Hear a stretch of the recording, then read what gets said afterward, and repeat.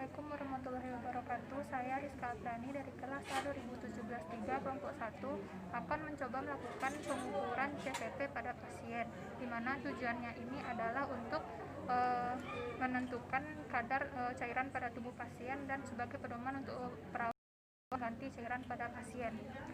Baiklah, sebelum menuju ke pasien, kita harus mempersiapkan alat terlebih dahulu. Assalamualaikum Pak, selamat pagi. Betul ini dengan Bapak A. Baiklah Pak, perkenalkan saya Pak Rizka akan merawat Bapak dari jam 8 sampai jam 2 siang ini. Baiklah Pak, bagaimana keadaannya hari ini Pak? Alhamdulillah baik ya Pak ya. Nah baiklah, saya akan melakukan tindakan pengukuran cairan pada tubuh Bapak yang tujuannya untuk mengukur apakah cairan pada tubuh Bapak itu keadaan normal atau tidak. Nah baiklah Pak, kira-kira waktunya sekitar 5-10 menit. Apakah Bapak bersedia?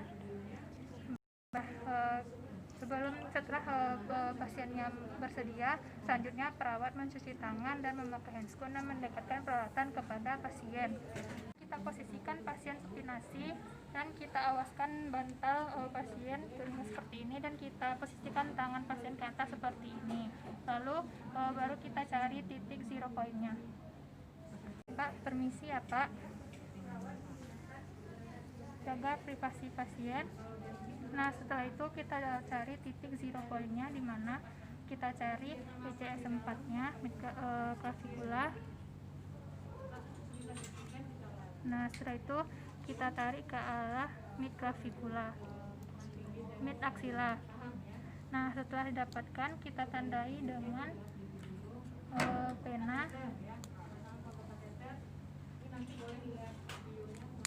Setelah itu kita ambil water pass dan kita ukur tegak lurus, dimana di sini kita harus memposisikan gelembung airnya di tengah-tengah.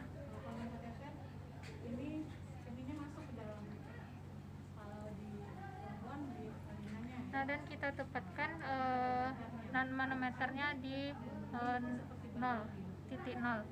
Setelah itu kita fiksasi. Selanjutnya kita guyur infus kepada pasien. Yang pertama kita harus lihat dulu triway-nya mengarah ke pasien.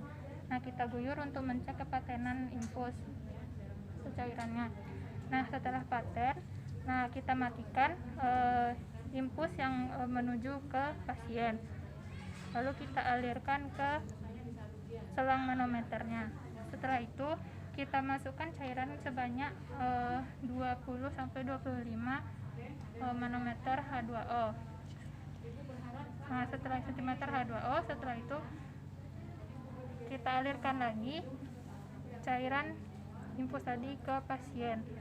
Nah lalu kita lihat lagi pada selang manometer ini cairannya di mana berhenti cairan tersebut.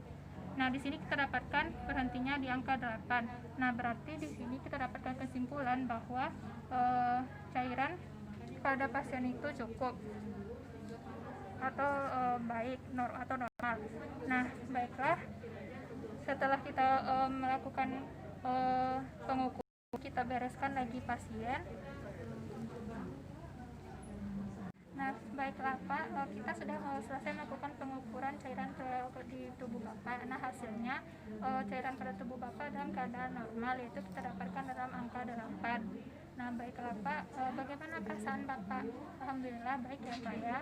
Nah setelah melakukan tindakan, lalu perawat melakukan dokumentasi.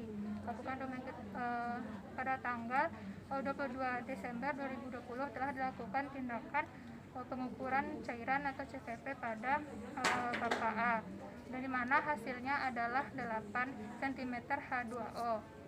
Nah di sini hasilnya normal. Tanda tangan perawat Rizka Apriani.